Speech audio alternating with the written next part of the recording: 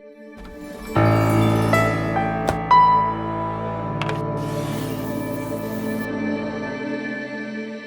الوقت ده كل الناس بترتب ل 2023، بترتب للماركتنج بلان بتاعها، بترتب للسيلز برودكتس بتاعتها، بترتب مين التارجت كاستمر اللي انا هشتغل عليه الفتره اللي جايه، وبترتب كمان لايه الفروع او ايه السيلز بوينتس اللي انا هشتغل عليها جديد. فوانت بتعمل ستريتشنج للبزنس بتاعك محتاج تفكر بشكل مختلف. الجروث طريق ما بيخلصش، بس وانت ماشي في الطريق محتاج تحافظ على الاستابيليتي بتاعت الجروث بتاعك، وانت بتزود الماركتنج بادجت بتاعتك، وانت بتزود السيلز بوينت بتاعتك، وانت بتعمل باكجز جديده وبرودكتس جديده، محتاج ان انت تعمله بطريقه ستيبل.